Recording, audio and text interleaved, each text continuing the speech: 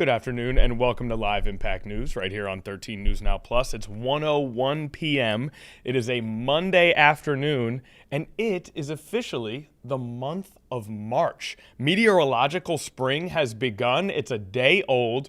We are careening towards pleasantries outside. But before we do that, we must exchange pleasantries with the People's producer, Nia Campbell. Nia, another week, another Monday, but this time it's in March. What are your thoughts on life itself? I can't lie. I'm ready for it to get a little warm. That is a sentence that we have not heard from Nia Campbell yet during our time here on Live Impact News. The sweater, the Sultan of the sweaters, changes her tune. You're ready. You've gotten all your looks off. You're no longer interested in the winter fashion and temps and everything that comes with it. You're ready to move to the summer. Yeah, time for the summer fits. You guys all talk about the winter fits, but there's also some benefits to the summer style, right? There's some things you can do that you don't have the amount of layers, but there's still some avenues you can go through. Yeah. Not as exciting. It's not. No, it's just not. It's just not. What is as exciting is that Taylor Stephenson joins us here in the studio today to talk about, what do you want to talk about, Taylor? So we're going to talk about, we have to get through one more cold day first. One more. And then the rest of the week is just a meteorologist's dream. It's going to be easy for us. Temperatures in the 70s by Thursday. And it's going to stay like that through the weekend. Very nice. Yes.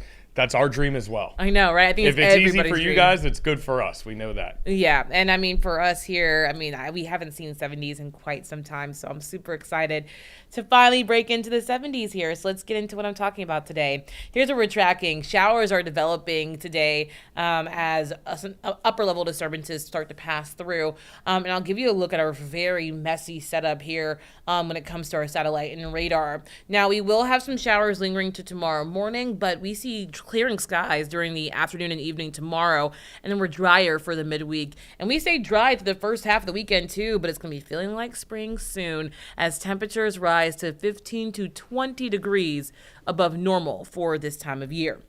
Here's a look at this messy satellite and radar I was just talking about. I'm going to break this down into the areas that you need to know and focus on. Okay, so obviously here we are in Hampton Roads in northeastern North Carolina. Now, we have our cold front here. This cold front actually dropped through yesterday. We call this a backdoor front. You can kind of see that it moved from north to south in the way it's oriented instead of west to east. So if it's a backdoor front, it moves from north to south. The operations of the system still the same. It still brings us cold air. So yesterday was a really nice morning, but the afternoon started to drop just a little bit. Now, here are these black dotted lines near the Ohio River Valley and the Appalachian Mountains. This is bringing us and will bring us some wet weather, and you can kind of see it starting to track into central Virginia now with some snow to the north. So places like D.C., Northern Virginia getting some snow at the moment. Now, I'm going to move further north. This high pressure system is also impacting us. This is what we call, there's a couple of terms for this high pressure system near the Appalachian Mountains. It's wedged up against the Appalachian Mountains. What that does is it actually funnels cold air from the north and brings it all the way down to southeastern Virginia, northeastern North Carolina. It also helps to bring in some cloudiness too. This is scientifically is called cold air damming. Kind of think of like a beaver dam and how like they build a dam and it collects all this stuff and like brings it to one place and stops it. Same as this. It's wedged up against this mountain range here, the Appalachian Mountains, and it's wedging on, keeping all this cold air on the eastern side of the mountain, bringing it down to Hampton Roads in northeastern North Carolina. The colloquial term is what I love to call it, the wedge, because it's just wedged up against the mountains. So all of these are playing a part in our weather today. Okay, so it's extra chilly today because of some mountains. The mountains, yes. Wow, yeah, that is and I know that what I would have expected. Oh yeah, and I know that people are, geographically located. Hampton Roads is very unique. We're next to two pretty large bodies of water. Well, one huge body of water and one locally big body of water, the Chesapeake Bay, and then of course the Atlantic. But then we're close enough to the mountains to where we do get some mountain meteorology here and there. Mountain meteorology, yes. Learning new things, yes. Even this deep into Live Impact News. Never heard of that before. Okay, but it makes a ton of sense. There's a physical barrier barrier there. It's going to impact where the wind moves and where these different systems go. So where the cold air sits, and that's what's happening today. So that's why we're kind of cold and cloudy today, but we're watching for those systems now. Now you can see that our satellite radar is picking up maybe some rain in the upper levels. I'm going to see what happens here as we get, it's a couple of isolated showers now, and I'll zoom in here for these isolated showers across the area. And so you can see that we're seeing a little bit of rainfall tracking near the James River at the moment. This is in northern Chesapeake and northern Suffolk, maybe an isolated shower between Virginia Beach and Norfolk. Also, Smithfield, Windsor getting a little bit of rainfall, some isolated showers near Black Creek, down to Druryville and up into Surrey. That's about it for the rain that we're seeing at the moment. The rain will continue to build in, but expect this to just be a cold rain. I had a few questions when I was at the aquarium this weekend, and we can talk about that later. I saw Connor's face kind of turn up. You said aquarium. Use my face? Yeah, well, you look when I said aquarium, your face was like, oh. You said, I did. I was intrigued by that. Yeah, Yes. your face turned up like. I was like, oh. Yeah. Not that I'm not intrigued by the radar that we got going here, but yes. I thought you said you saw my face at the aquarium. Oh and I thought I had a doppelganger out there walking around checking out the fish.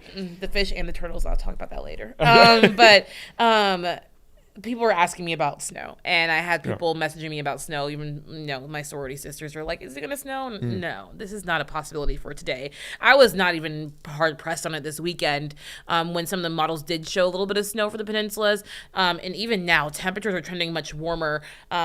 Over the weekend, the models were saying we wouldn't even break out of the 30s, and we're already in the lower to middle 40s. Now, I will say this is as best we'll do today, so it's not going to be the warmest day. But you can technically, when you get to the 40s, I mean, snow becomes pretty much physically impossible. When you're in those upper 30s, mid 30s, you can get that wet snow, but 40s, it's just going to be a cold, plain Jane rain. Now, anytime it's not raining, it's going to be cloudy for today through early tomorrow. You can see temperatures right now in the 30s around the peninsulas, and then 40s for everywhere else. And then we get to around 3:30 to 4 o'clock, and rain starts to pick up a little bit. Now, you can see that rain, snow, sleet line is just to the north of Richmond, right about here. And so the snow will pretty much stay north. If I can get my mouse to stay there, the snow will pretty much stay north of this like Tappahannock Richmond line.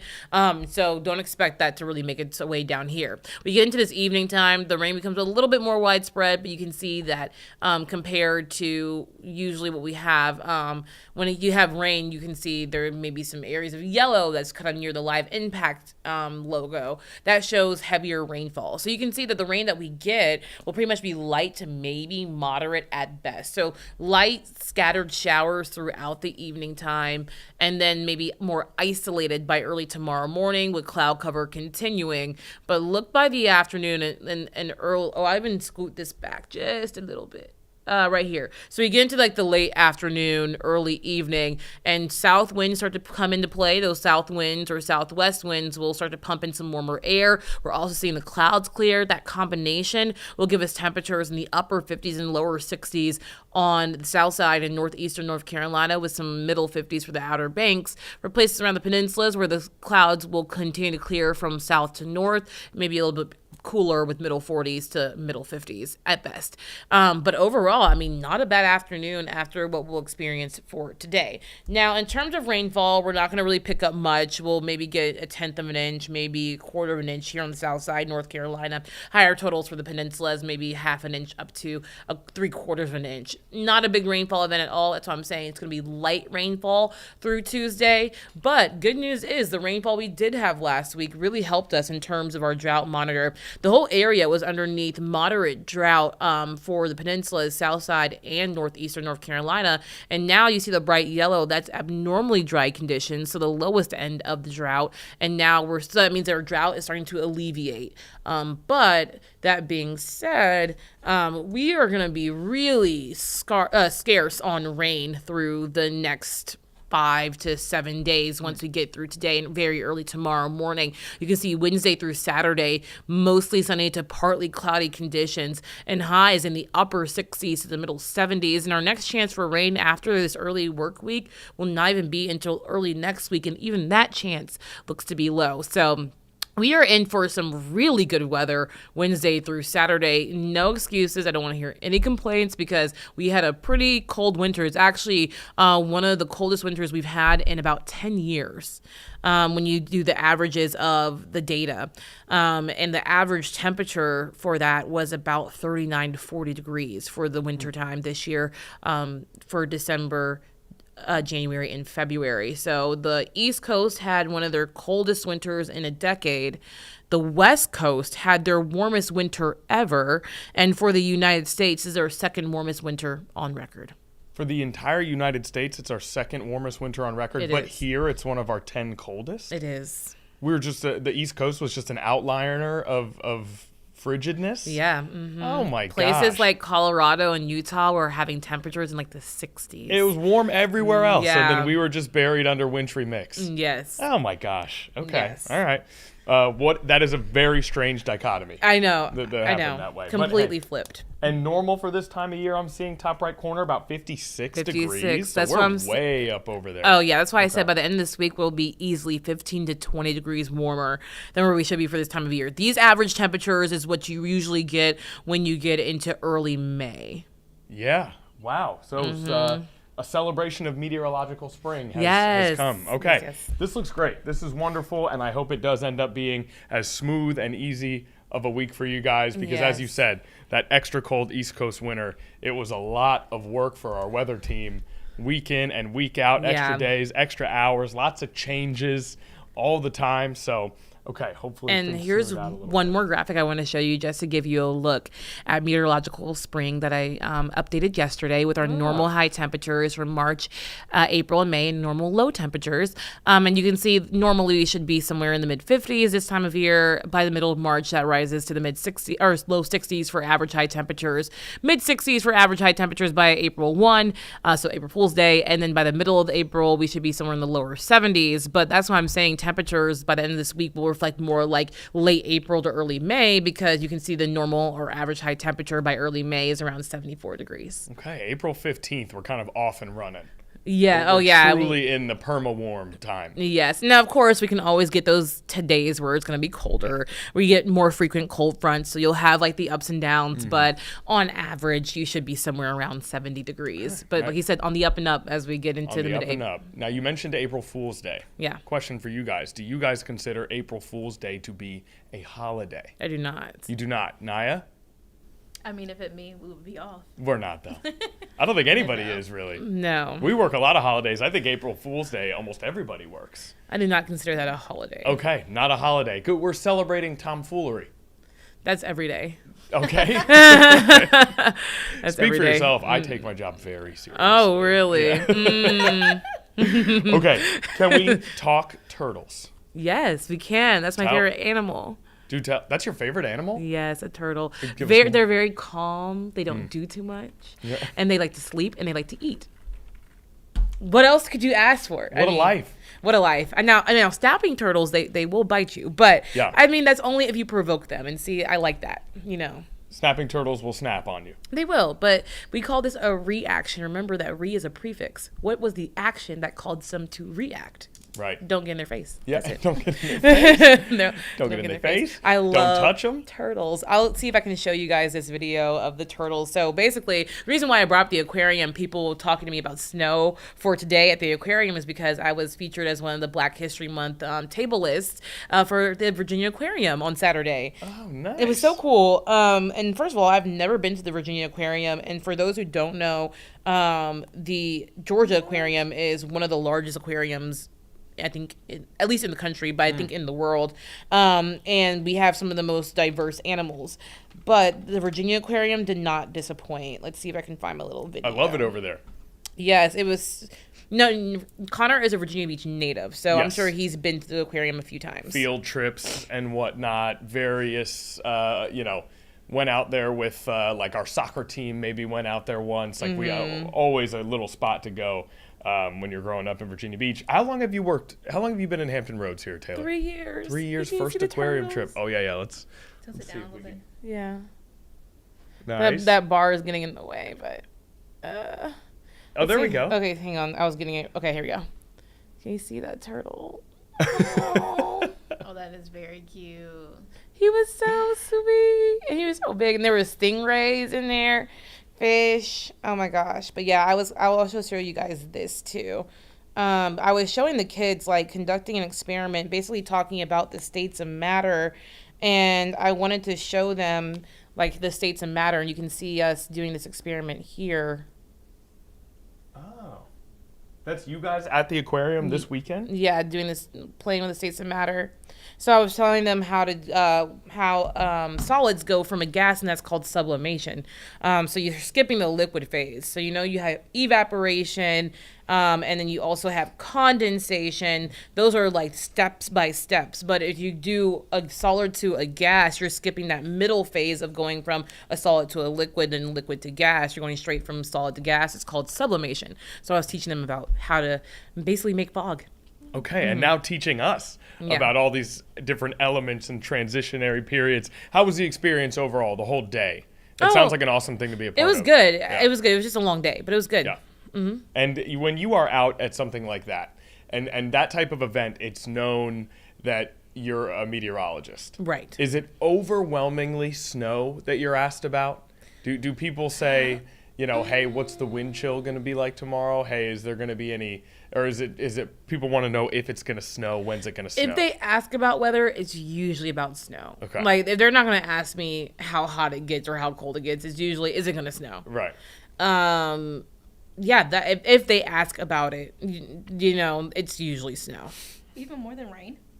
Yes. Wow. People love snow. It's because Or people... they're interested in snow. Well, they're interested in snow. Snow also shuts down schools. Rain doesn't. That's true. So I feel like snow does disturb daily life if it does happen. And I feel like we've just been in this really weird winter where like we were just right on the cusp of all these major snow events. With like the snow that happened in North Carolina where they got like 12 inches of snow and we got like an inch or two. Yeah. Or the one that happened in Rhode Island, they got 34 inches or 37 inches of snow in one day and we got 2 inches of snow. I feel like we've just been like right on that cusp. So I feel like it's on the top of everybody's mind is snow, especially because it's the winter time. I really don't get those questions a lot in the summertime though. Sure. Yeah. That's fair. Yeah. We've been snow adjacent for the Yeah, we last have. like 2 months or so, just consistently right on the edge of snow with a little bit of snowfall of our own. When it comes to your passion for turtles, Okay. would you ever get a pet turtle? Is that in your future? No. No pet turtles. This sounds bad, and I know that this is an unpopular opinion. I'll stand on this hill. What a and preface. Oh my I'll stand on gosh. this hill. I am not an animal person. I prefer to have a baby than have an animal. Okay. Okay. the I'm not an animal person. I was like, okay, here we go. And then you just said even more so than that. Give me a baby human. Give me over a any human. type of animal. Give me a human, because they're both responsibility. At least I Right. can like That's true. talk to that one. Yeah. And they'll talk back. I don't know. I say that one. Well, It's a at some human. point- I could talk to the human. I can talk to the baby. Well, and listen. then babies are also really, really cute. Naya's niece. Yeah. Oh my gosh. She is the chunkiest little thing. I love her so much. She showed me a video of her yesterday. Oh my gosh. She has little dimples. She's the cutest. How old? She is not 1 year old yet. Okay, so I don't she's know not the exact talking. months. No, Okay. not at all. All right. Do you ever babysit? I did when I was in Jacksonville. Yeah? Yeah. Was it a handful? How was it? She was so easy. Really? Yeah. Oh, what a wonderful. We So just this is why you had cuddled, babies on the watched mind because you've been talking nieces with Naya. Yeah, I have. Yeah, I just have baby fever, but that's just me. I've always loved babies. Like, Yeah. they're just so cute. But yeah, I'd rather have a baby than have an animal, and neither one are coming soon. So Okay. Did you have a pet growing up? Did you have a pet in the house growing up? I had a fish. You had a fish? Yeah, Hence that didn't your last love long. for the aquarium. There we go. No, I didn't like it. Oh. What was your fish's name? Man Ray. Man Ray. From SpongeBob, like Oh, yeah. wow, His very name was Man nice. Ray. He was a beta fish. Okay. Yeah, Man Ray. Okay, so no pets, yes to babies, yes to turtles as long as they're kept somewhere else. not at your house. Right. Well, yeah, because one of my friends, he's a meteorologist in Birmingham. His name's Jordan, and he has a pet turtle named Tuck. Okay. And I like Tuck, but Tuck from a distance. You know, like yeah, I like I was Tuck. just about to say, in college, I had a friend who had a roommate, and the pet turtles stink so bad. Yeah, they stink. Yeah. They stink. Yes. Turtles are smelly. Yeah, because they're also like, they live in reptilian engagements. Right. Yeah. But I even had a bearded dragon, and we Me didn't too. smell him like that. You know what I mean? Yeah, The turtle is just like, he's in there. I had a bearded dragon from age like 6 to age 15 or something like that. Maybe a little less, maybe like 13. Yeah, it was awesome. I love having the bearded dragon. Now, with a pet turtle, do you give it little scratches on the head? Or I don't know. I wouldn't know that. You don't know? Oh, I didn't know if you hung out with Tuck enough to. No. Okay. Like I said, I saw Tuck from a distance. Now I will say Tuck eats popcorn, which is it's so cute. Is cute. Yeah, like he'll like have Tuck on the bed and they'll watch a movie and he'll like give him popcorn. So that's kind of cute. I like that. Cute. Yeah, Oh, I like that. I do send This him guy like turtle is doing videos. movie nights with his turtle. Yeah, he is. Yeah, he loves Tuck. Him and Tuck have been through years together, so they're like best friends. Throws on Finding Nemo, and Tuck is like, "This is my jam." Right Yeah. Here. Pass that popcorn over here. And that's the first movie I thought of when I went to the aquarium because like I saw the turtles and I thought about the turtles and they're like, dude, I was like, that's the first thing I thought about. I love Finding Nemo. They're like noggin, and then Yeah, they just, yeah, like, tap click their heads. Yes. Okay, we are learning so much about Taylor Stevenson. Loves turtles, but does not like animals. Does not like animals, and I had the conversation about just like dates at the zoo, and it's just not my thing. Like, don't do that. No dates to the zoo. Even a date to the aquarium? I'll do the aquarium because like they're behind a cage. I don't like petting zoos. It gets dirty. It smells bad. Okay. And if an animal touches me, I might actually go crazy. So you love the idea of animals. I do. I Just like the the actual physical idea. I like manifestation the of them. idea of an animal. Yeah. Just like it's just like how people feel about babies. Like they like the idea of babies, but like to have one, it's Right. Whole different deal. right. Except for yourself. You are Nah, in. I mean, You do not have to answer that. yeah, because I was like, I don't know. I would just okay, so rather a baby than an animal. Yes. But- Sorry, my eye is watering. I'm so sorry. But rather a Taylor Stevenson living her best life than a baby or an Oh, animal. absolutely. Me traveling the world, That's eating, right. good food and Yes. doing what I want with my money because everything's expensive. Dogs, cats, babies. I telling mean, me. take them to the vet, take them to the doctor. You're going to pay a hefty price either way. That's so. right. That's right. This is great. This is like a little bit of forecast and then life with Taylor Stevenson. Yes, my life. But yes, babies over animals. The babies over animals. Babies over animals, traveling the world over everything. Yes, very much so. Well, thank you for traveling in here to hang with us for a little bit Of course. today. All right, final question before we let you go. Sure. One country you could travel to, all expenses paid. What would it be? All expenses paid. You All gotta pick a good expenses one. paid. You are good to go for a 5-day vacation in any country of your choosing. They get rid of all the animals in the country. It's just you No. don't have to worry Keep about the animals. That's fine. That's All right, fine. the animals stay. Okay, let me preface this by saying, like, I would go on a sloth tour. I would talk to, like, be with monkeys. It's just, like, I don't know. I just don't like the smell. Maybe it's just a smell. It's a smell thing. Yeah, it's a smell thing. I'm totally with you. One country. I'm, like, torn between two. I'll just say I've really been thinking about Tanzania. Yes, okay. the blue waters of southern Africa, South Africa to see penguins. So I do like animals from a distance. Okay. Tanzania, I love that. That's a great answer. Yeah, Tanzania is probably the first thing that came to my mind, just Okay. because of the very blue water. You heard it here first. Look for Taylor Stevenson in Tanzania within the next 18 months. Can we give you a... Only because I will say no. Only because I already know where I want to go for my birthday next year. Oh, you're already playing Yeah, out. well, because I'm one of those lucky people who, if you've ever celebrated a golden birthday, it just Yeah. means that you're turning your age on that date. So, like, if you turned 8 on the 8th, that's your golden birthday. Okay. So my golden birthday, my birthday is September 29th, so I'll turn 29 next year Yeah. on the 29th. So I was thinking about going to Dubai, the city of gold. Ooh, this is the thematic sort of puzzle that you just created is wonderful.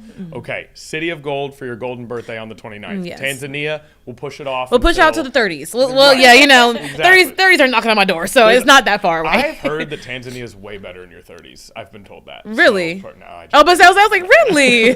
Look at him. Cut the break. Cut the break. Okay. Taylor, thank you so much. We are going to have you on probably tomorrow, Yeah, maybe. tomorrow. So we will see you tomorrow as it starts to get warm out. But thanks for hanging with us. Of course. And talking to us about not only your trip to the aquarium, but your future trips to Dubai and Tanzania. Yes. That is Taylor Stephenson with your forecast, 1:25 p.m. We have a lot to get to from the developments that happened this weekend overseas. So we're going to take a brief commercial break, and then we are going to talk all about the war in Iran that begun on Saturday. For now, a quick commercial.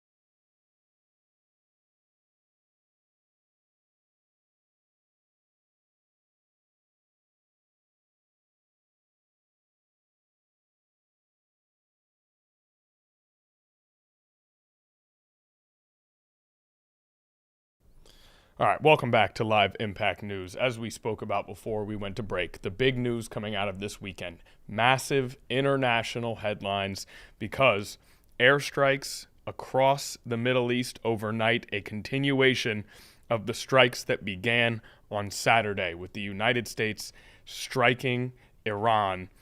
Since then, more than 2,000 targets have been hit inside Iran since the strikes began on Saturday. President Donald Trump has twice given addresses on Truth Social in which he spoke about the airstrikes, about this conflict that has now turned violent with the United States and Israel attacking Iran.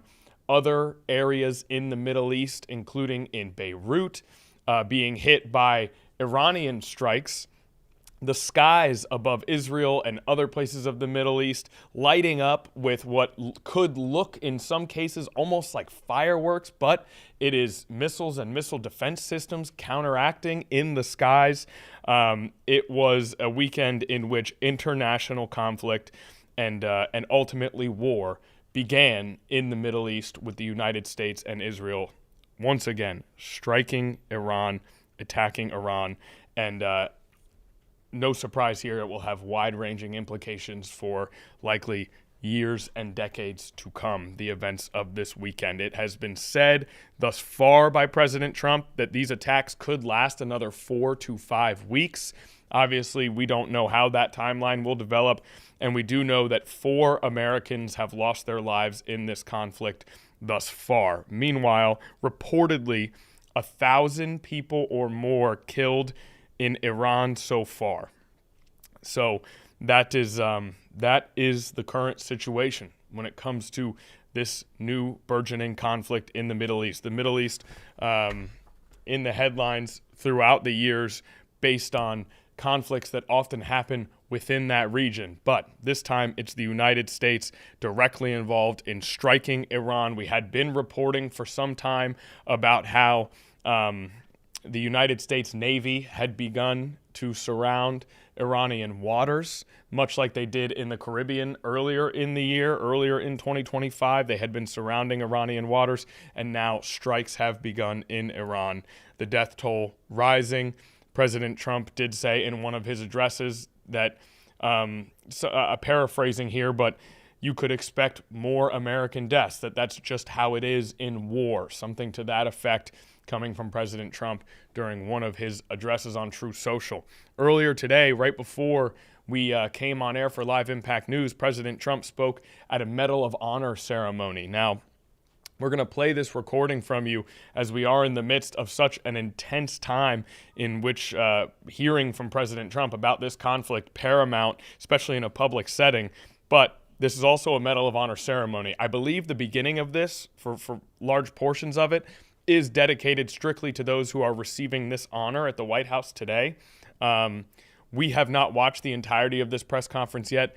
We do not know. It has been indicated to us through some of our live feed information that there would be comment on Iran, but what we know for sure is these are his first public comments since the attack on Iran and the beginning of this war over the weekend. So we want to listen in on President Trump and see if he comments on the conflict. This also is a situation where this conflict has now been engaged in by the United States without the approval of Congress. No approval from Congress for this war. As far as we know, Congress not even, not asked. President Trump and the executive branch going through this with this operation on their own without the approval of Congress. So that is another factor to continue and observe and pay attention to here. We also have a reporter who heard from Senator Mark Warner in Williamsburg. Speaking of Congress, we're working on getting the entirety of that speech that we would like to play later in this stream as well. So a lot going on, but we start with President Trump at the Medal of Honor ceremony at the White House. Let's go to Washington, D.C. now for this pre-recorded press statement.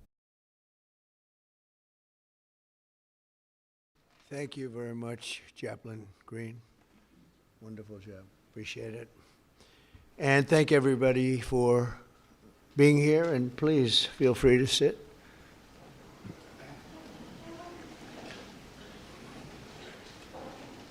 So before we begin this important ceremony, and there's no ceremony that can be much more important than this, let me provide a brief update on Operation Epic Fury.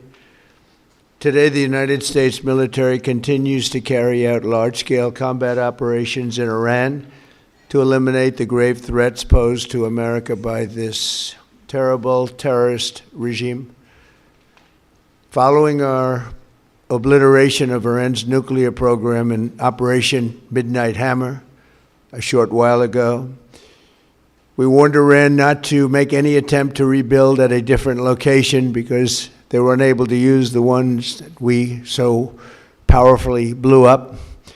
But they ignored those warnings and refused to cease their pursuit of nuclear weapons. In addition, the regime's conventional ballistic missile program was growing rapidly and dramatically, and this posed a very clear, colossal threat to America and our forces stationed overseas. The regime already had missiles capable of hitting Europe and our bases, both local and overseas, and would soon have had missiles capable of reaching our beautiful America.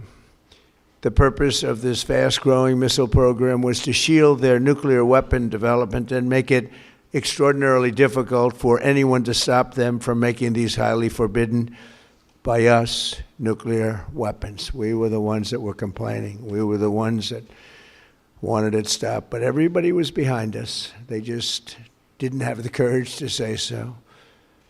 An Iranian regime armed with long-range missiles and nuclear weapons would be an intolerable threat to the Middle East, but also to the American people.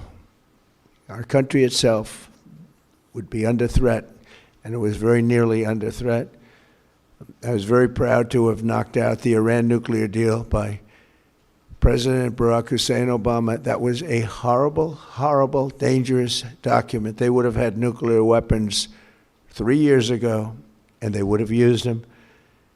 But I'll not let that happen.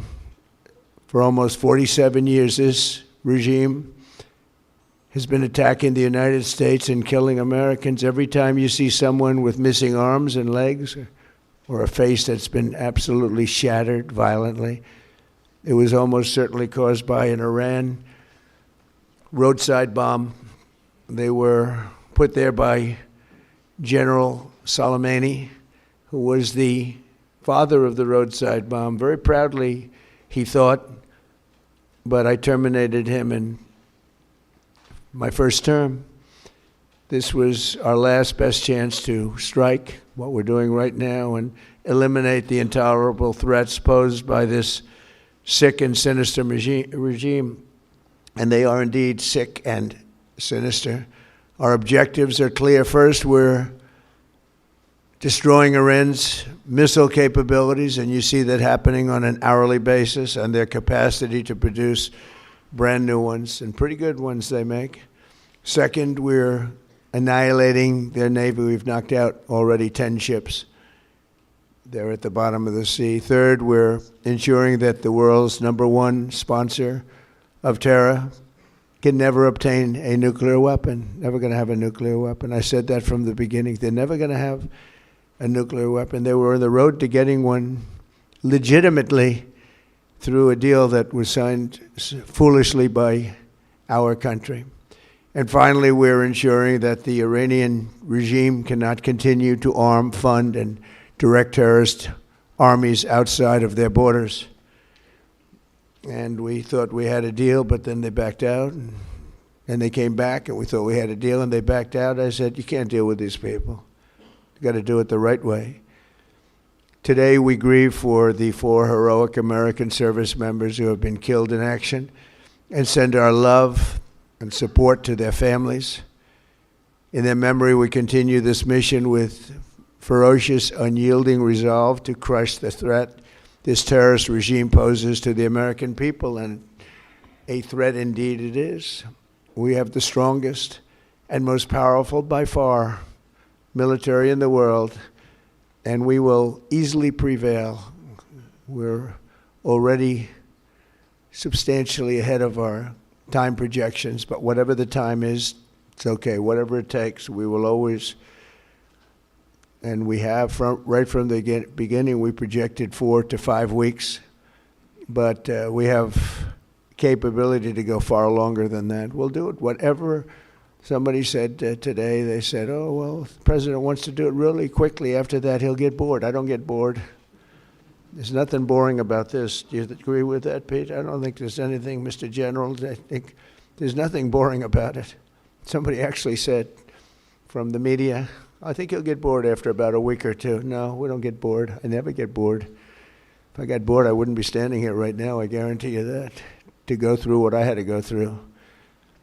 We also projected 4 weeks to terminate the military leadership, and as you know, that was done in about an hour, so we're ahead of schedule there by a lot. But please join me in thanking every American service member who bravely is standing in harm's way. They really are incredible, and I just want to thank you. We have a lot of them right here. Thank you very much. Thank you.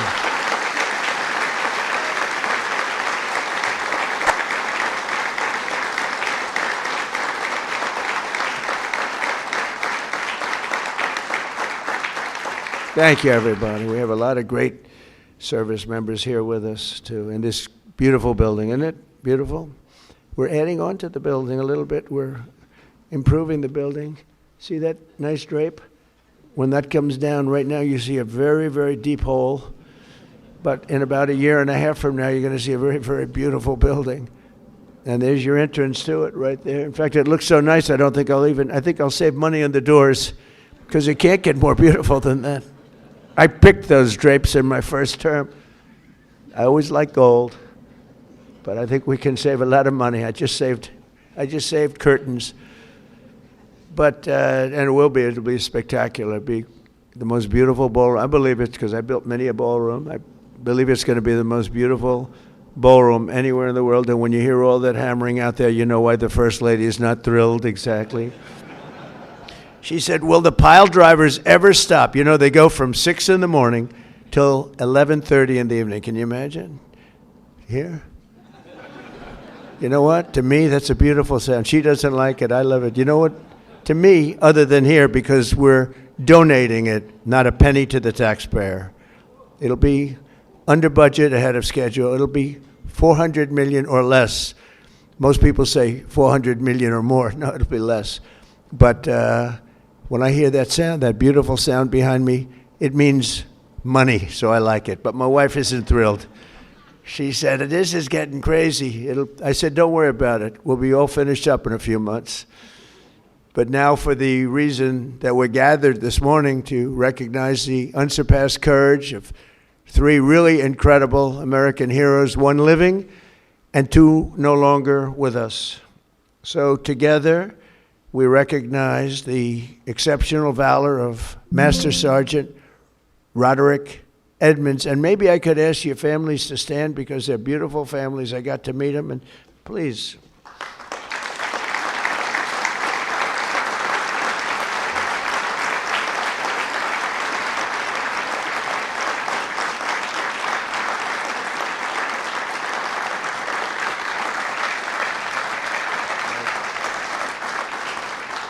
So Staff Sergeant Michael Ollis and Command Sergeant Major Terry Rich.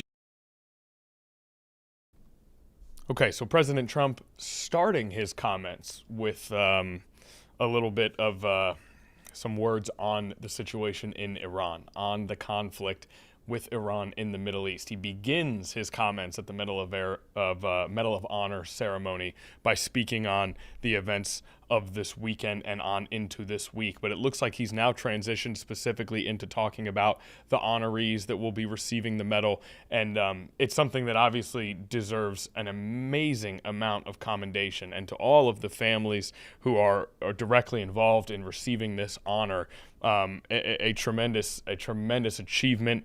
And it's something that we don't want to necessarily gloss over, but with so much to get to today, and President Trump seemingly done with his comments on the war in Iran, we are going to move on from this particular segment. So we apologize if anyone was looking forward to hearing more about the Medal of Honor recipients.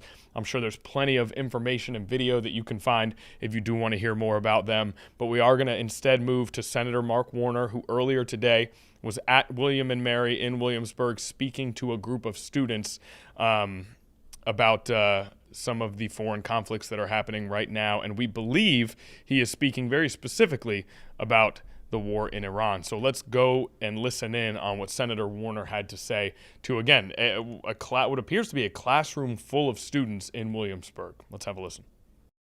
I'm obsessed about AI would have been the, I think, outrageous effort by the Defense Department to completely curtail Anthropic and its abilities to perform. I'll come back to that, and I've got some fairly, I think, concerning issues about AI, particularly for students of your age. Usually I like to do the AI presentation about 5 o'clock in the afternoon, because after my presentation, most people feel like they need a drink. And I'm not sure that, like, starting at 10 in the morning would be the right thing. I'm going to even stay that much, because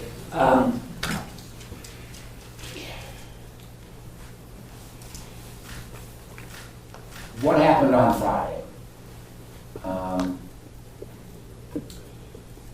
is a war of choice.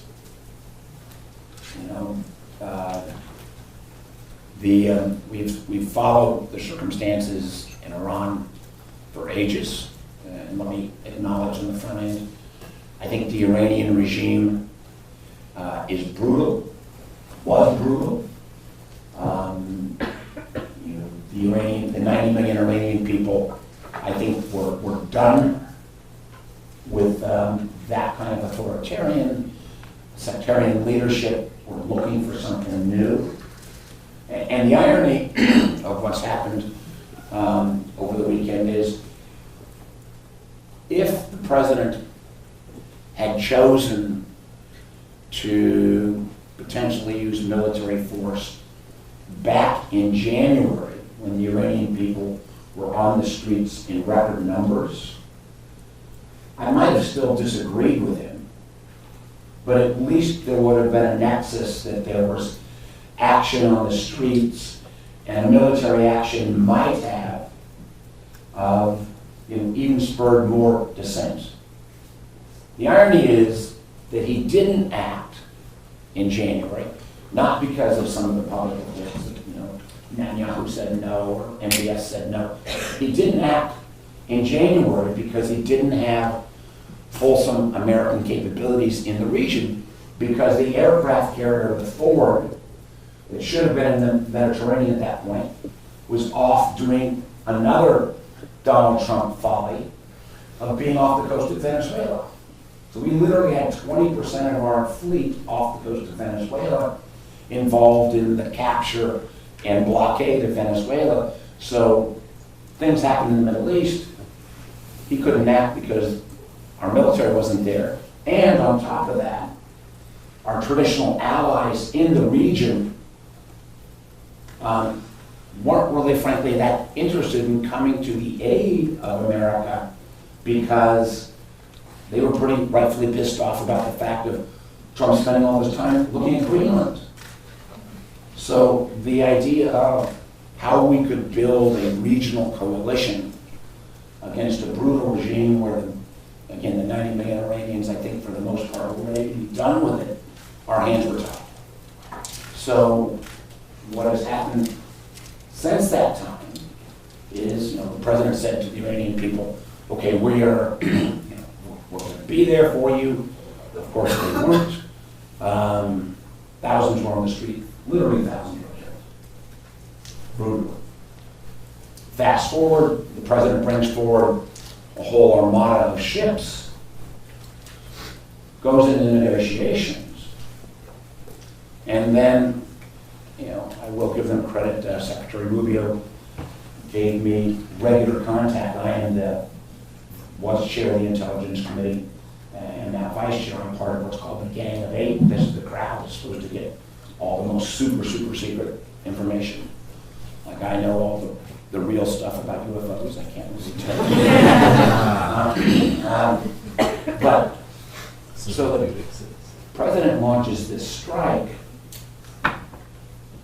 Excuse this older man walking down the road.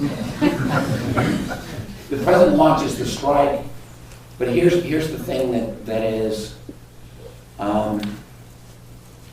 where I think he owes all of us, the American people, and particularly those in the military. There was no imminent threat from Iran against America. Usually when the president, over the last 15 years, takes a military action, it is in reaction to something else that's happened. This is the case where the president built up, his words, an armada. There was no imminent threat to America from Iran.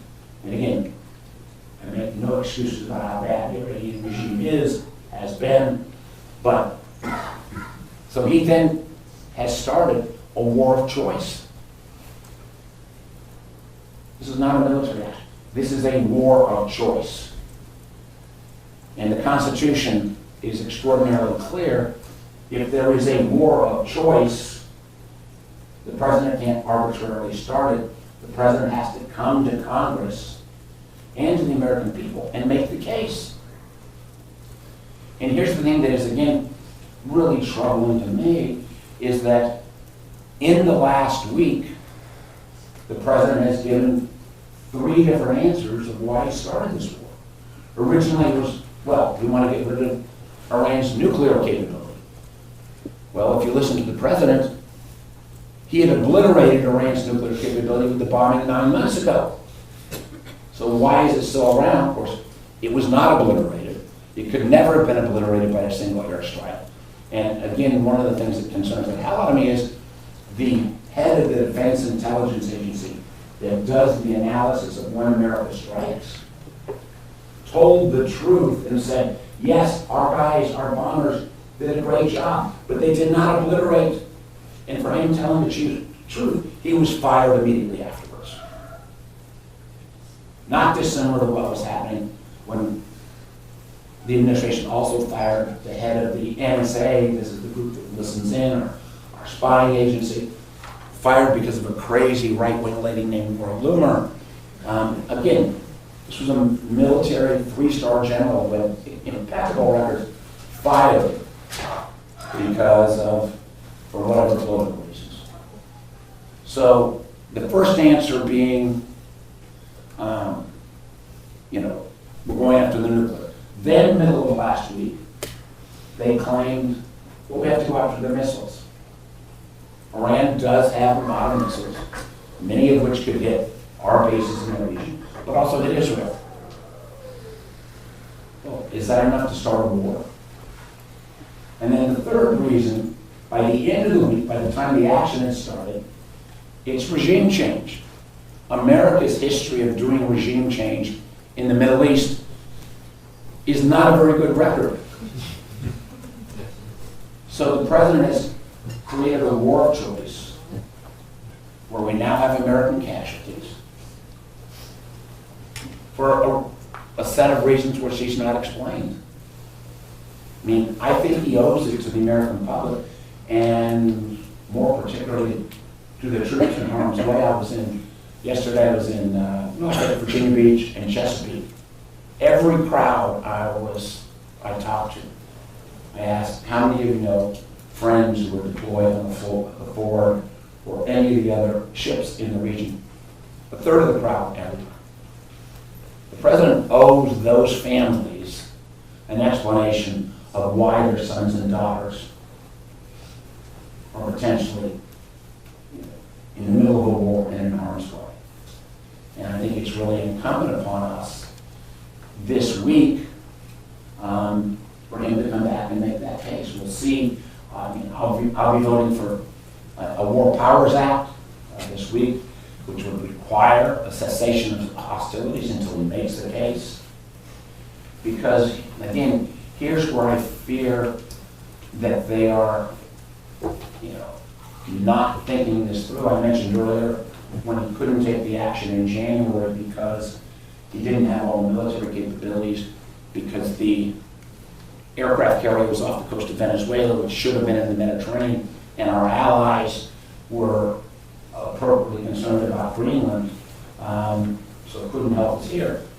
This president, I think, almost got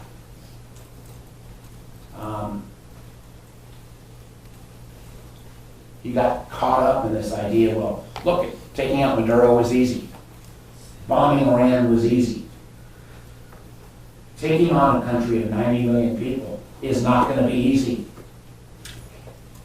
And the idea, the notional idea of, well, you know, and I shed no tears that the supreme leader and some of the Iranian military leadership has been killed. But we have so little visibility about what next.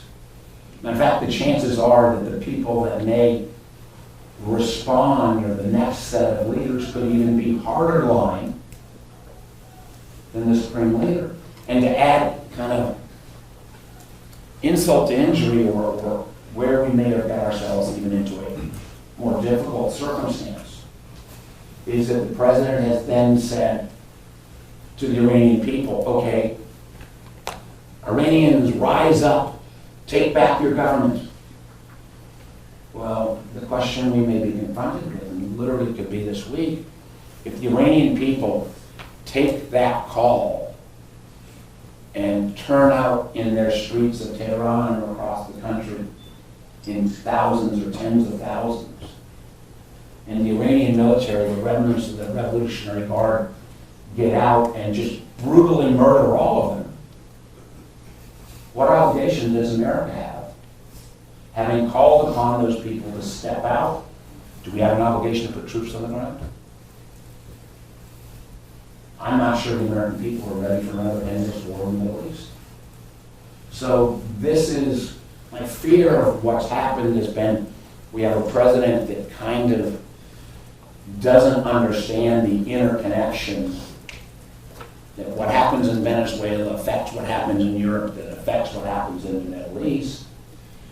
And even our natural allies, particularly the Europeans, are somewhat suspect right now because the president's been so erratic on a case like Lima. So I am, again, I wish, I hope, I pray that, you know, maybe the hostilities will stop today or tomorrow, and, you know, we can look at what might be a better circumstance in the region.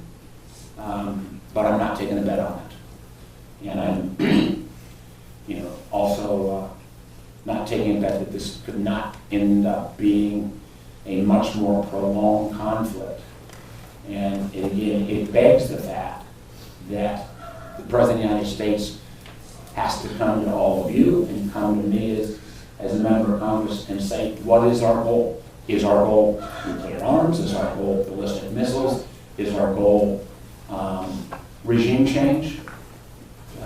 Because when you get yourself involved, there's one thing we should have learned over the last 30 years. It's a hell of a lot easier to start a war in the Middle East than it is to end the war. So, TBD, but it is extremely frightening circumstance. Thank you so much, Senator. And I'm sure that there are follow-up questions on this and other topics, but I'm going to start the discussion, the Q&A, with one question that has to do with us being at William & Mary at 300. Okay, so it sounds like a Q&A is about to start there with Senator Warner and all of those students gathered. And what an interesting event for that group of students. The Monday after a war begins in the Middle East, they have a sitting Virginia senator in that room to talk to them. Quite an event, and a lot of interesting stuff from Senator Warner there. What we heard right at the end, right before we came back, was if there's one thing we've learned in the last 30 years, it is easier to start a war in the Middle East than it is to end one.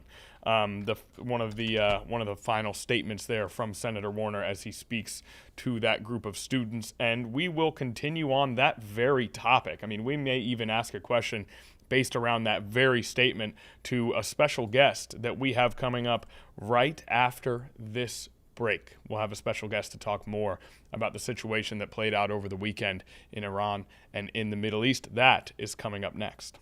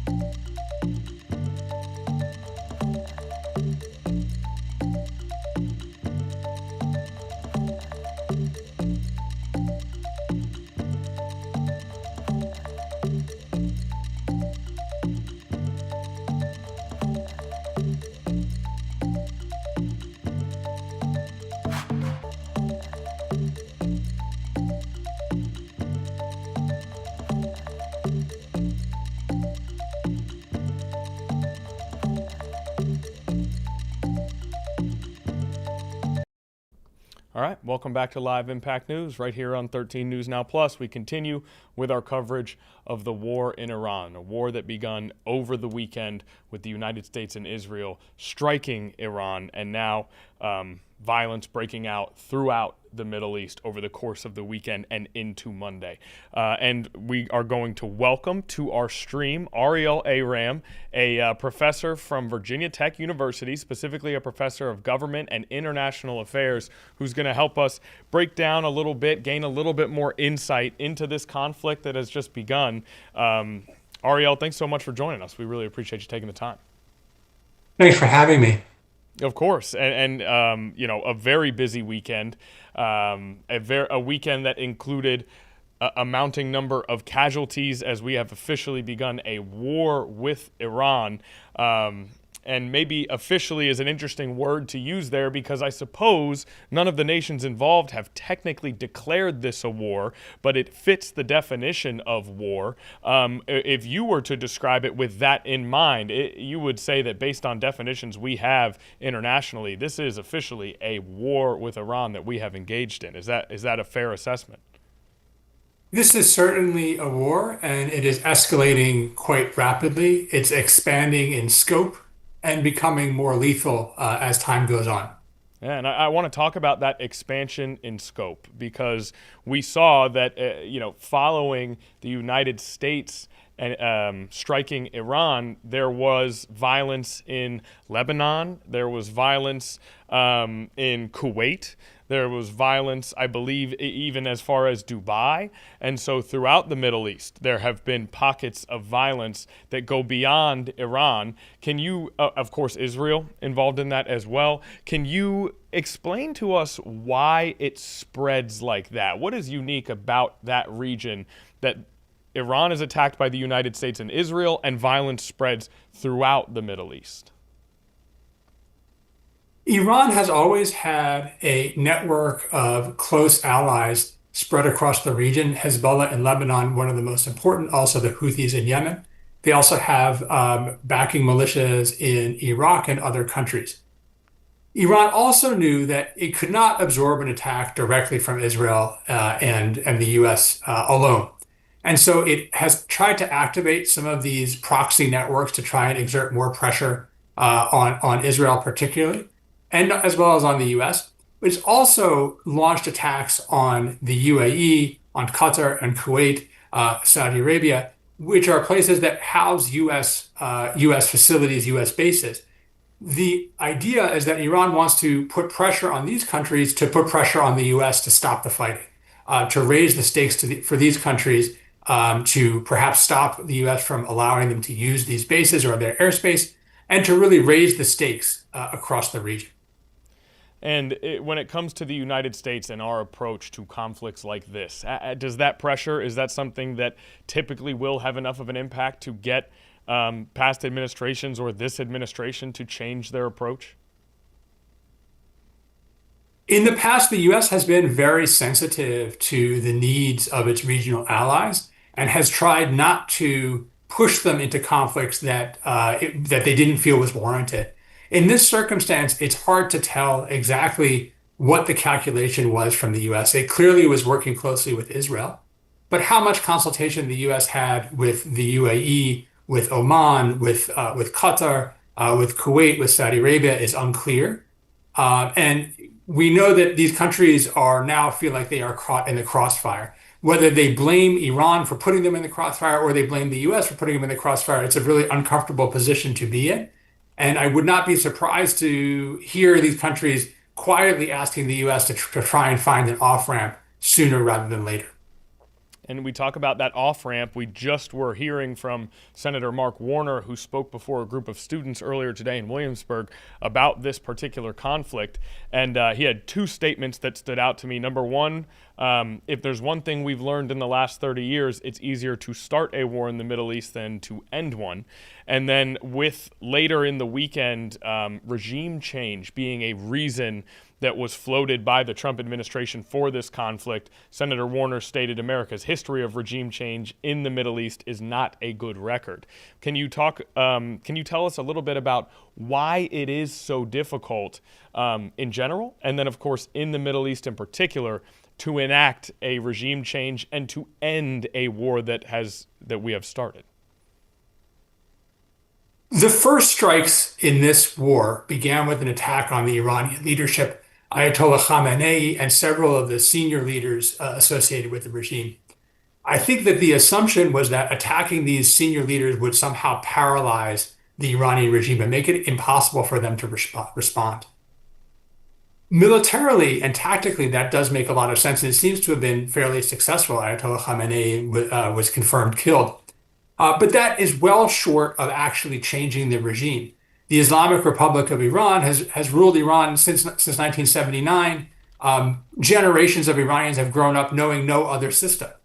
And whether they like the regime, whether they like Ayatollah Khamenei, is a different question to say whether they have a clear idea of what they want as an alternative in the future. Effectuating regime change just using air power has been extremely difficult historically. We saw in the case of Iraq that in order to really effectuate regime change, you needed not just air power, but a massive military invasion. And even then, the process of regime change was uncertain and was unstable and ultimately couldn't remain in the control of the United States. So I think that there's going to require a lot more force and a lot more effort and a lot more time on the part of the US if regime change turns out to be their ultimate end. It's also important to note that regime change diplomatically is really hard to do. So President Trump yesterday said that he is willing to take a call from the Iranian leadership if they were to call back. If the goal is regime change and the Iranian leadership believes that that is the goal, then there's no point in calling back the president, because the thing that he wants is the thing that they absolutely cannot give. If the goal is perhaps to limit the nuclear programs or get rid of the ballistic missile program, those are things that are possibly negotiable. But it's really difficult to ask a regime to commit suicide. And so that ambiguity about what U.S. goals are and what they're willing to take to end the war, being unclear, leaves open a lot of possibilities and opens up the chances for greater escalation. That's great. I mean, that's great insight, because we see different, like you said, it is ambiguous as to what the ultimate goal is. And sometimes those goals are counterintuitive to each other in terms of what we could possibly expect from Iranian leadership. So I'm really glad that you asked that question. That makes a lot of sense. You talk about how regime change has been difficult to enact in the Middle East. I'm wondering if you think that is more so because the United States in their past attempts have done something wrong or have made a poor calculation as to how to attempt that regime change, or is it a case where you could do everything right and it is just near impossible to effectually put a new regime in place in a foreign country where you cannot possibly be aware of the customs, the culture, the nuances to the degree you would need to lead that country or to form a government that can do so appropriately, if that question makes sense? I think that the question of cultural familiarity and awareness is an important part, and it's a barrier that the U.S. has consistently faced when they operate in the region, not just in terms of regime change, but in all their engagements. I think, though, that the bigger challenge is that U.S. efforts inevitably generate resistance. And the people that resist the US might have more power or might have less power, but the outcomes almost always are uncertain. We've seen attempts to change regimes in Syria. It ended in a 10-year civil war. We saw attempts to change regimes in Iraq. Again, 10-year civil war. Libya, the civil war is still going. Yemen, the civil war is still going. So these ideas of a kind of a quick regime change, I think are completely fanciful. So anyone who is putting the timeline of regime change in matters of days and weeks is kidding themselves. I push forward as well, though, that in this circumstance, the U.S. not having and not being prepared to deploy ground troops is not really in a position to credibly threaten regime change because regime change will happen, but the U.S. won't be in a position to really guide it. And so that the outcome might start and the U.S. might regret the ultimate regime change might start and the U.S. might regret the outcomes in the end. Yeah, and speaking of the current regime that is in place, in just reading various reports, I have seen differing, I suppose, differing stories about the reaction to the Ayatollah's death in Iran. And perhaps there are differing reactions depending on who you ask in Iran. But based on your observation, what has been the overall reaction from the Iranian people to the assassination of the Ayatollah? I think the reactions have been split, and in some ways they have been mixed. This regime is certainly not popular in many segments of the population, and the repression that they unleashed, killing thousands of people in the last year during the protests, I think certainly showed the population the regime's the true colors and how brutal they could be. But for many people, the conclusion is that this is a fight that we don't want to get into.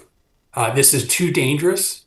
This is too uncertain, and we would rather be safe in our homes with a regime that we don't like than have a chaos and anarchy around that's similar to what happened in neighboring Iraq or in Afghanistan, where we really don't know what to expect from the government and what to expect from the regime. And certainly, we don't want the United States to be picking our rulers for us. So while there are some segments of Iran that are quite happy to see Khamenei gone, and some people who I think are quite dismayed to see Khamenei gone, I think that probably the overall reaction is a lot of fear and trepidation about what the future will bring. And I'm wondering, Khamenei was 84 years old. Going in and making this a priority, I would have thought maybe his age would be a factor in that you would think that you could wait him out to a certain degree. I mean, obviously that's a ridiculous thing to try to predict in any way, but I'm imagining that his regime has been brutal for some time. Why now is maybe a question that I would ask. The reports that I'm seeing is that the American and Israeli intelligence identified an opportunity to conduct a decapitation strike. They felt like they had a moment where they knew where he and some of the senior leaders would be, and they felt that it was too good an opportunity to pass up. So it wasn't necessarily that they felt that this was a war that had to start immediately this week, but that they felt that this was the opportunity where they could get started on the front foot by conducting this decapitation strike. And perhaps that opportunity may not have appeared again. Okay. And then, we talk about so many impacts in the Middle East spreading throughout that region. I want to talk a little bit about potential impacts here at home. I know that anytime there's conflict in the Middle East, the oil market and gas prices are something that comes to the mind of many Americans. Do you foresee major impacts that will ultimately trickle down to the gas prices that we have here in the United States as a result of this conflict? Many of the major oil producers had been anticipating some kind of political instability for the past few months, and they have been stockpiling and overproducing in anticipation that there might be a disruption. The question is, how much can you stockpile and how much can you prepare for this kind of disruption? A few days, certainly that can be overcome. As the disruption continues, especially if the the important waterways in the Red Sea and the Persian Gulf are closed, that disruption will become even more intense. We are already seeing spikes in the wholesale price for petroleum going up over 10% overnight. That will almost certainly trickle down into the gasoline markets and what we pay at the pump. The question really is how long will it stay up? And how prolonged will this experience be from a price standpoint? The longer the war goes, I think the more people will start to feel it at the gas pump. And beyond the gas pump, are there other sectors of the economy where you could see this having a major impact? Overall, the global shipping is quite closely tied, particularly to the Red Sea and the Suez Canal. There have been increased attacks on shipping in the Red Sea. We recall just a few years ago when there was just one ship that was accidentally lodged itself in the Suez Canal that caused months of shipping disruptions. We could see something similar showing up. Already there are major shipping lines that are diverting their crafts instead of going through the Suez Canal, taking the long way around the Cape of Good Hope across Africa. So we're going to see some logistical disruptions, things that we remember from the COVID times, where it would take a few extra months to get this delivered or that delivered. Again, how long that will go and whether there are alternative routes, might develop over time, but no one knows how long the conflict will run. And then, we already spoke about Iran will look to strike areas with United States embassies that are within their region as a means of retaliation. When it comes to here internally, retaliation, the potential for cyber attacks, the potential for lone wolf actors who have maybe been radicalized in some way. What is the security concern here domestically as far as war goes with Iran? Iran has premised its military system on an idea of asymmetrical conflict. Iran knows that it cannot confront the United States militarily directly, but it looks for points of vulnerability for soft targets. The Iranian government has sponsored terrorist attacks across the region and sometimes assassinations and other attacks even farther abroad. It's hard to predict exactly what form these will take. It's also unknown what types of steps the U.S., the FBI, the CIA, other kinds of counterintelligence agencies have already taken to try and secure those areas. But it shouldn't be a surprise to see Iran try and use some of those techniques, whether it's lone wolf attacks, whether it's attacks on soft targets, embassies, things like that, or cyber attacks, which Iran has a fairly robust capability in as well. Okay, and then we talk a little bit about allies, and we know that the United States working with Israel specifically in this, that's been well documented, but we also know that especially when it comes to everything that developed in regards to Greenland, there have been some bumpy connections between the United States and some of its long-term allies. Do you expect that to manifest itself now with this conflict in any way that impacts the United States, or will we be able to count on those allies in this conflict? Do we need the assistance of those allies in this conflict? What is, with NATO being on such shaky ground, what is the status of those relationships and how will it manifest itself in this particular situation? It's absolutely right to say that this war is being conducted as an alliance between the U.S. and Israel. We shouldn't forget, though, the role of the Gulf allies, the UAE, Qatar, Saudi Arabia, Oman, and others who are giving the U.S. base support, who are using it as providing surveillance and aerial support, perhaps also intelligence support to the U.S. campaign. When we look further abroad, I think we know that the U.S. requires logistical support and other kinds of backing from allies in Europe and in Asia. Some of those countries have been on the fence and have provided some support, but also have been walking backwards a little bit, saying that they're not truly committed to this campaign, and would not be enthusiastic about having their facilities used for these purposes, or certainly not contributing military support the way that Britain did for the U.S. campaigns in Iraq and Afghanistan. Whether that leads to a true rupture, I don't think so. I think that the world realized that Iran did pose a threat. Whether this was the wise way or the way that they would want to address it is a different question, but I think that they realized that the U.S. required some backing in doing this. But how much backing is unclear. And as the war goes on, and if it continues and goes into weeks and possibly even longer than that, there may be more requirements from allies to pitch in different ways. Whether they're willing to do that is unclear.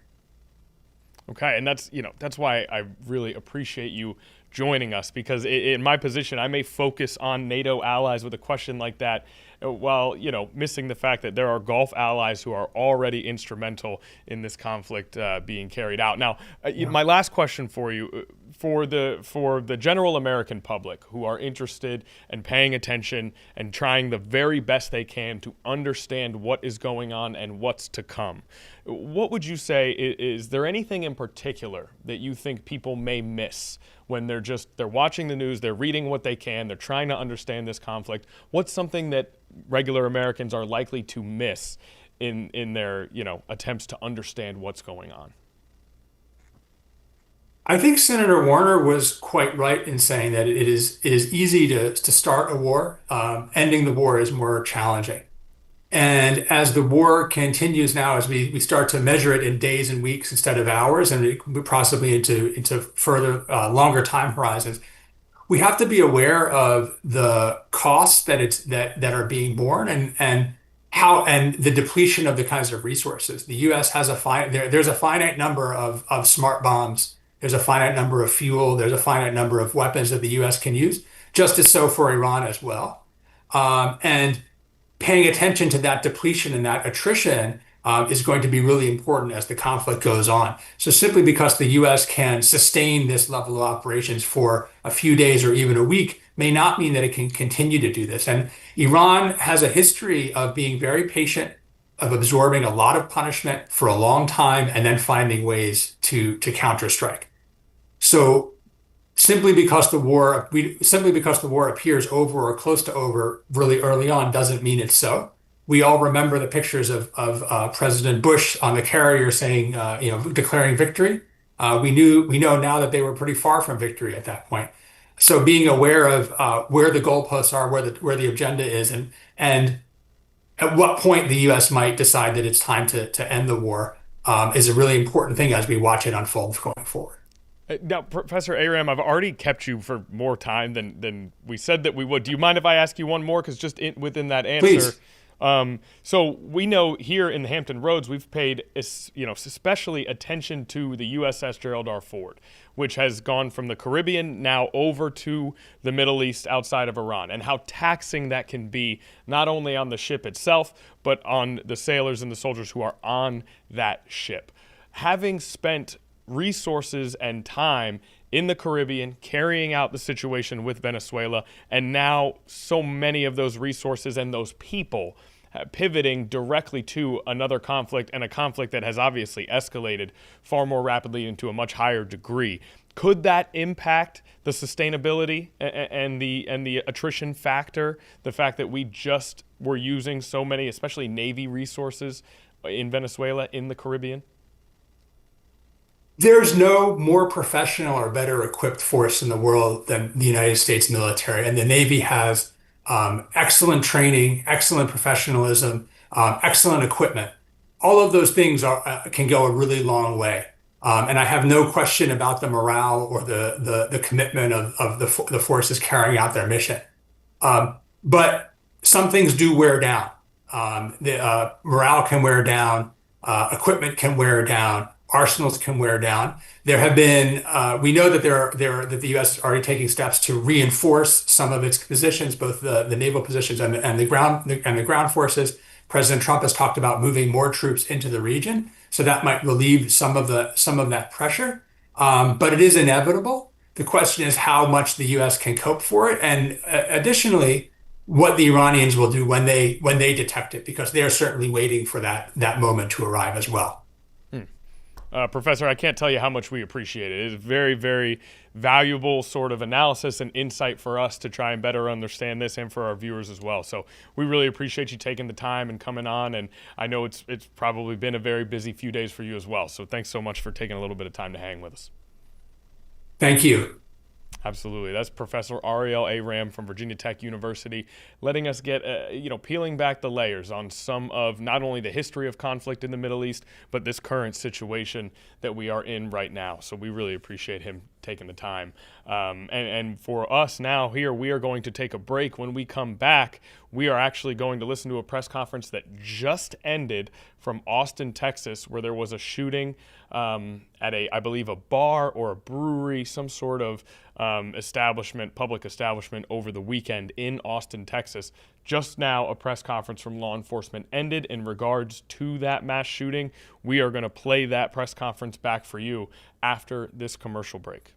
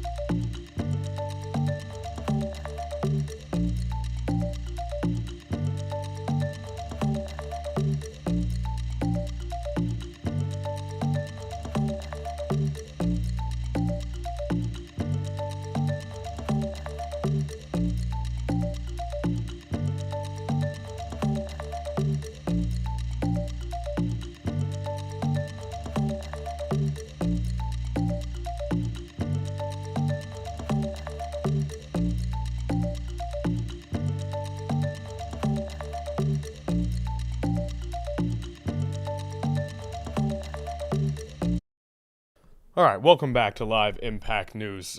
Just a really a privilege for us to be able to have on Professor Ariel Aram from Virginia Tech to talk more about this conflict in Iran, this attack on Iran by the United States and Israel over the weekend. Now we move to a violent incident here domestically in the United States. A gunman killed 2 people and wounded 14 early Sunday at a Texas bar near Austin, Texas, which is also the location of the University of Texas.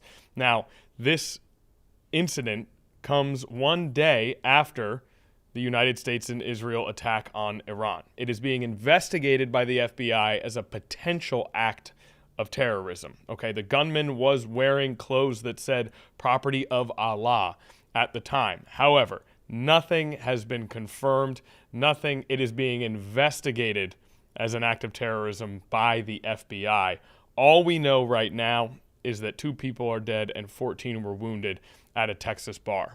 Police in Austin shot and killed the gunman, who had both a pistol and a rifle in carrying out the attack. The shooting happened outside of Buford's Backyard Beer Garden just before 2 a.m. It's a nightlife destination with lots of bars and clubs, and as we said, it is right next to the University of Texas. So, a press conference earlier today in Austin, Texas regarding this incident. Let's listen in and see if we can learn some more details about truly a tragic night in Austin, Texas. Minimum questions, but be mindful. Obviously, there is a lot of folks in the room, so we're just we are going to call on you instead of just opening it up for random questions. So I'll kind of start over here. We'll start over here, work our way to the middle, and then close it out over here. But please wait until you're called upon before you just start jumping to answer questions. Also keep in mind, this is an open and ongoing investigation, so any information that she provides today could potentially change in the coming days as the investigation continues. And thank you all for joining us. We'll get started here in just a few minutes. Will anyone from the FBI be talking at all? FBI will be here to address questions if needed. And who would that be? Alex?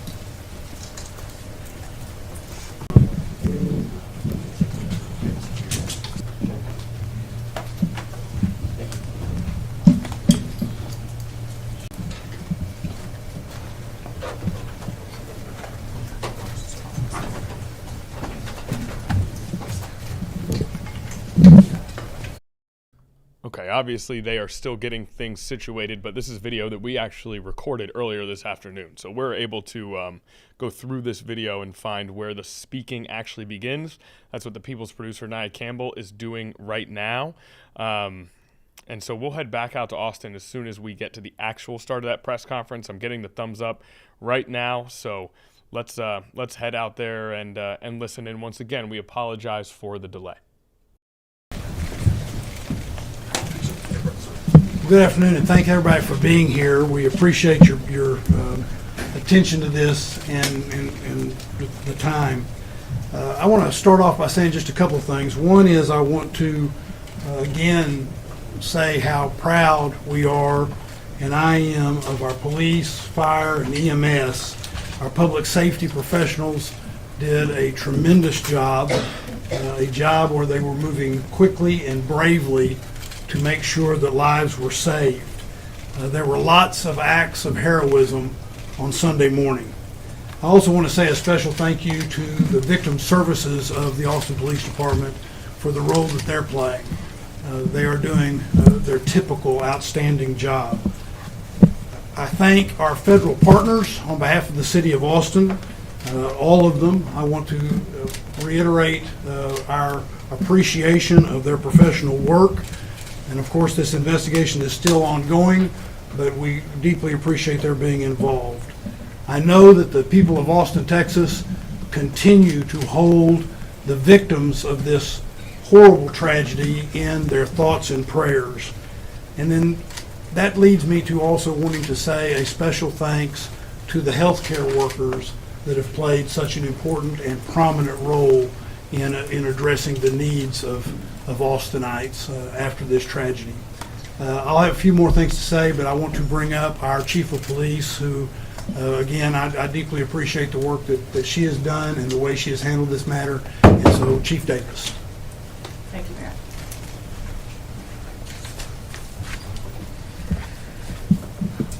The last 34 hours have been some of the most challenging in my career. This has been difficult for our community, devastating to the impacted families, and challenging to our APD family. I want to thank our federal partners, Special Agent in Charge, and the evidence response team with the FBI. APD could not do this alone. We are still in the early hours of this investigation. This is a complicated and large crime scene. Our priority is finding answers and the motives behind this crime. I want to thank everyone that has supported our communities and this response. Families will need this in the days ahead. I also want to thank victim services that have come in addition to APD's victim services. That includes FBI, the Travis County District Attorney, and multiple calls of people wanting to help.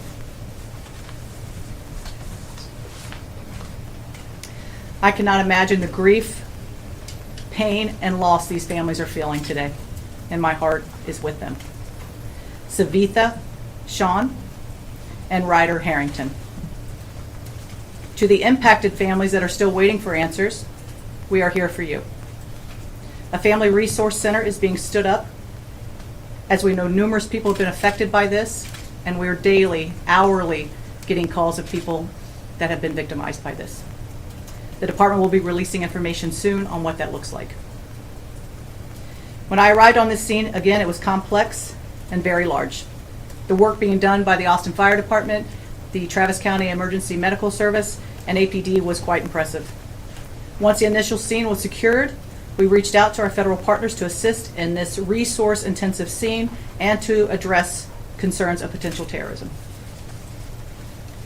We are working in tandem with the FBI, conducting numerous interviews and gathering evidence. If you can imagine, we have over 150 witnesses to this event that we are working with the FBI. And we are also investigating an officer-involved shooting. As I have committed in the past, in any officer-involved shooting, we will be releasing info as quickly as possible. Later this week, potentially Thursday, we'll be releasing body-worn camera of this event, as well as information on the suspect, including criminal history. Again, we are making, and I want you to know that we are making tremendous, significant progress in this case, but it will take time. In closing, I want to take a minute, as the mayor, echo the mayor, and talk about just the fantastic work that the Austin Police Department with the Travis County Emergency Medical Services did here. Multiple lives were saved. In Texas, we are fortunate to have the Advanced Law Enforcement Rapid Response Training Center, and that's the Alert Center through Texas State University. And that training, there is no doubt that and that coordinated response with EMS saved lives this night. Mayor, I'll turn it back to you. I also want to point out that we're joined today by our city manager, T.C. Broadnax, and council member who represents the downtown area, Zoe Kadri. Before we take your questions, I want to say that we recognize that this is a very traumatic moment in our city. But when I talk about being proud of APD and fire and EMS, I want to also say how proud I am in how the people that are this city have reacted with such great compassion. We are all mourning together and grieving as a group, but we're seeing tremendous compassion and love coming out of the people of Austin. And so I urge everyone at this moment of trauma to reach out to each other and take care of each other and take care of our home. Be with each other. While this is a dark moment, our people are creating a lot of light in Austin, Texas. And what we do for each other matters. So now we're happy to, if there's a few questions, to take a few questions.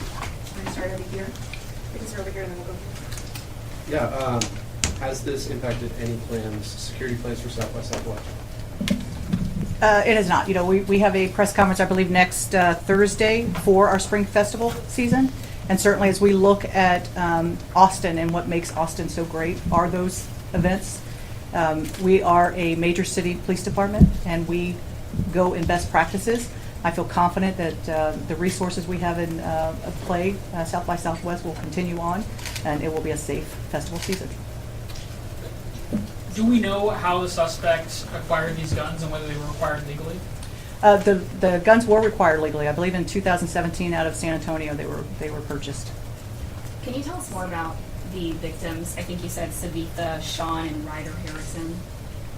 Ryder Harrington. Harrison. Yes. Okay. Can you tell us more? Are they UT students? I think Ryder is a Texas Tech student. I don't know as far as what school they went to. That is certainly something that we can look into. But they were young. I believe Ryder was maybe 22 and Savitha 24 or 20 respectively. Yeah.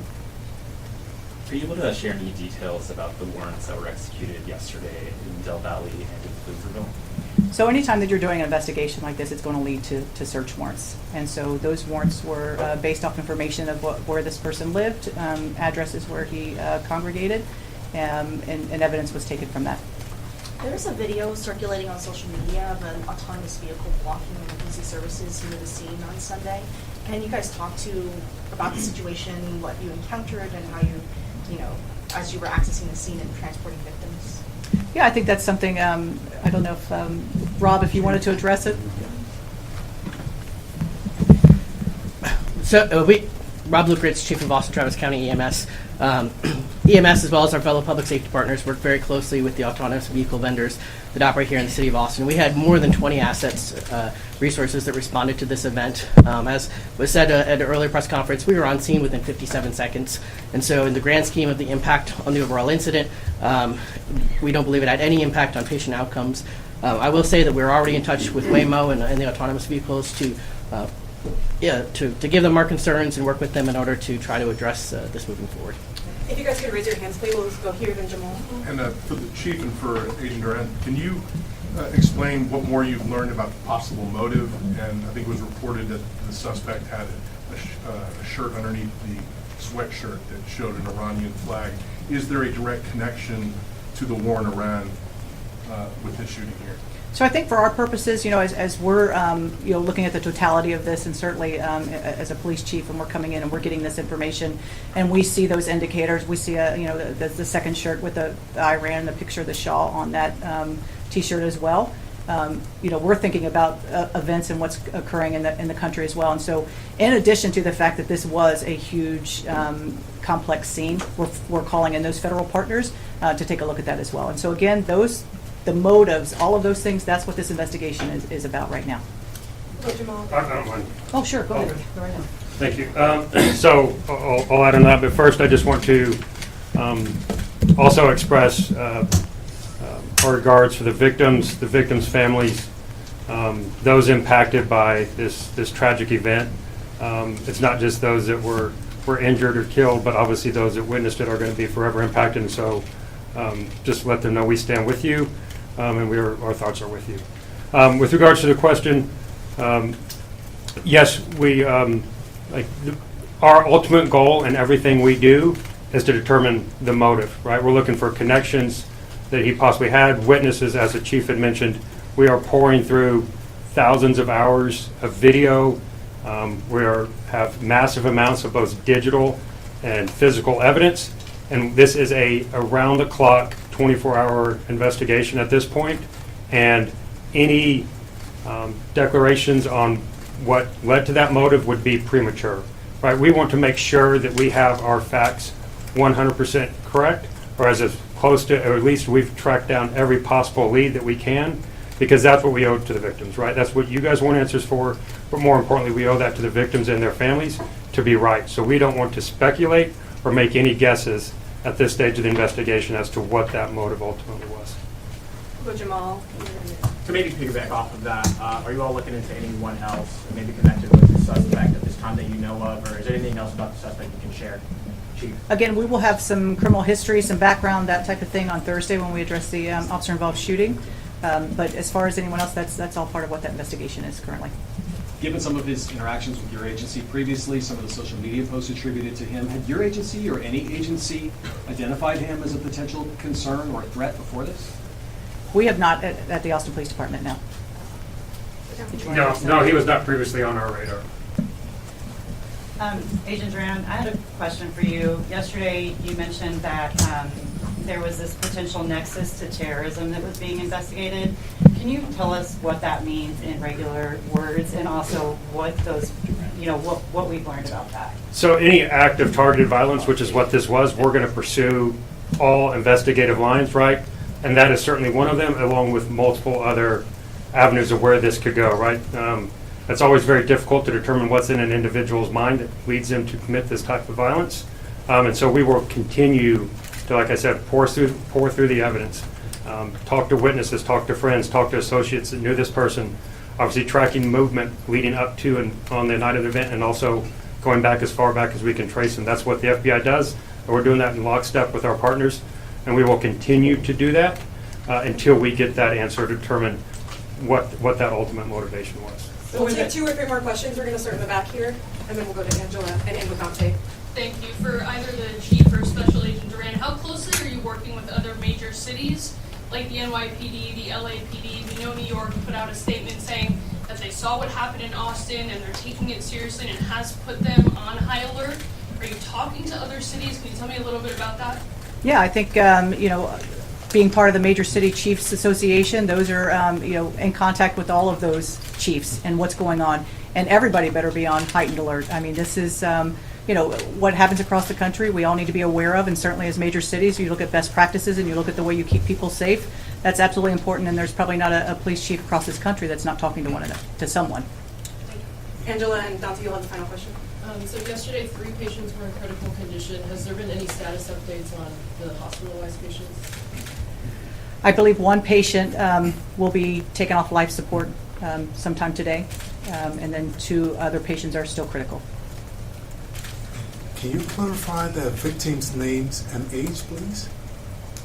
The victims that were killed, Yes, ma'am. Savitha Sean, I believe she's 24. Could you spell that out, please?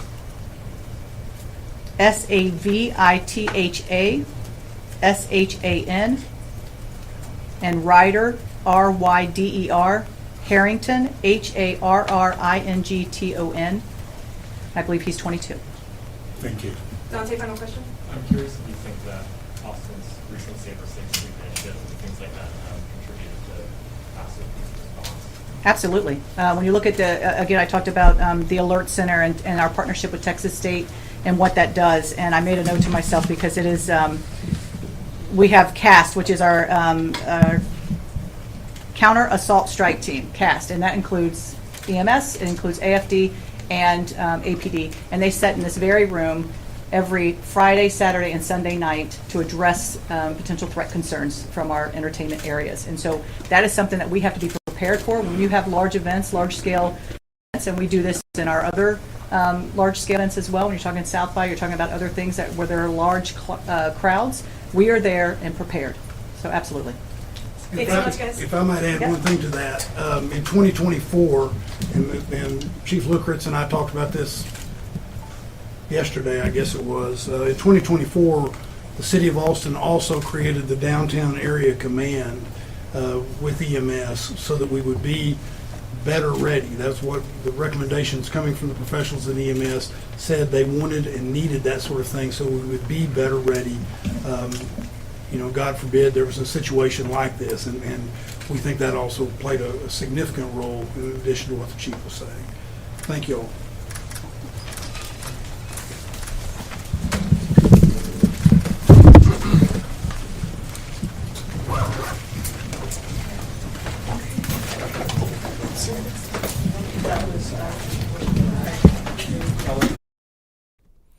Okay, so there you have it from Austin, Texas. Members of the Austin Police Department as well as the FBI present at that press conference. And even as they go through the investigative details and things of that nature, the technical aspects of now investigating and solving this crime, you also hear an anecdote from the officer speaking that another victim she believes will be taken off life support later today, which just reminds you of the friends and families that will be impacted forever because of the events Sunday morning in Austin, Texas. It's a story that we'll continue to follow, as you heard again in that press conference and the update we gave you, a lot of aspects to this investigation that will take time to understand. So let's take a commercial break. We've got about 12 minutes left in the stream. We're going to take a break, and then we're going to check in on the Colin Gray trial that remains ongoing in Georgia. First, a commercial.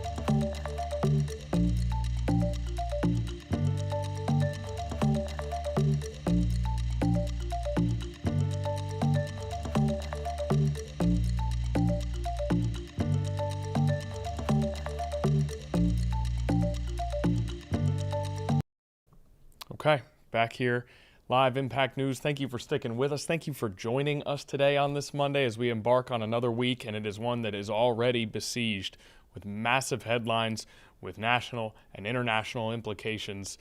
But we are going to move to a story that we actually have been covering for the past 2 weeks. Colt Gray is alleged to have been the perpetrator of a mass shooting at a Georgia area high school in 2024. But it is not Colt Gray that is on trial over the course of the last 3 weeks in Georgia. It is his father, Colin Gray, a trial that is critical in that it continues to, we continue to redefine the consequences that come with school shootings. And that could potentially happen depending on the outcome of this trial. So it is Colin Gray on trial, and we are going to listen in to some of that trial from earlier today. Again, this has been happening for 3 weeks. We've been covering it on and off. That continues. Let's head out to Georgia. And that's why it's good to have a cross-section of people, because each one of you has something to tell the other. Each one of you can look at a case a little differently than the other. The state gave you some charges that we feel the judge will read to you. I want to go over just a couple more of those, and then we'll get into what we believe the evidence showed or not showed. I think the cradle of American liberty is the burden of proof. Very simply put, the state has the burden of proving this case to you, not to a reasonable doubt, but beyond a reasonable doubt. That's what makes our system work. Presumption of innocence. Colin Gray, when he came into this courtroom, was presumed innocent. That presumption of innocence stays with a person until it's overcome by competent legal evidence. Reasonable doubt. Brooks went over a little bit about reasonable doubt. But simplified is it's a doubt for which you have a reason. It can be because of a conflict in the evidence. It can be because of a lack of evidence, or any number of things. If you are not satisfied and your minds are wavering and you're saying, well, you know, I didn't hear about this, I've got a problem with that, then that's a doubt of the law and you should acquit.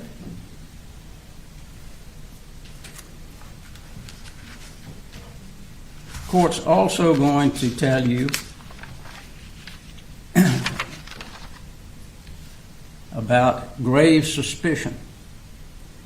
Grave suspicion, it merely puts upon a defendant a grave suspicion of a crime, charged, or merely raises a speculation or a conjecture of the defendant's guilt, is not sufficient to authorize a conviction. Speculation and conjecture is something that we have heard in this case.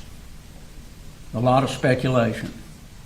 Why didn't you do this? Why didn't you do that? A lot of conjecture. It's important to keep that in mind.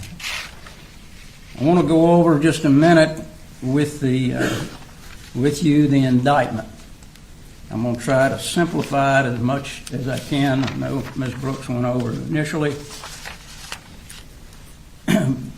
But in counts 1 and 2 of the indictment, to simplify it, you're going to have to find cruelty before you can even get to the murder in the second degree. You're going to have to do that for counts 1, 2, 3, 4, and basically 5 and 6. You're going to have to find an underlying charge before you ever get to the main charge. There's a lot of terms here, a lot of things that the court's going to tell you. You're going to hear criminal negligence, you're going to hear proximate cause. All of these are important for you to understand when you're plugging in what the state has said in their indictment. And this is what they say.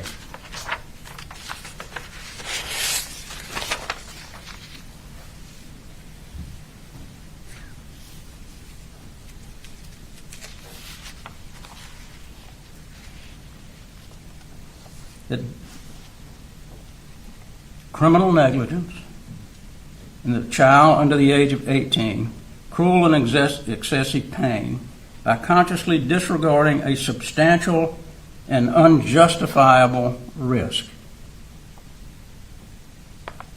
And that this act of allowing Colt Gray, a minor over whom he had custodial responsibility, access to a firearm and ammunition. Let me stop here, because Georgia law does not require a gun be locked up or ammunition be locked up. So that's not a criminal act. Having a gun in the house, having ammunition in the house is not a criminal act. So don't forget that that's not the case. That's not the criminal act, supposedly, that they're indicating.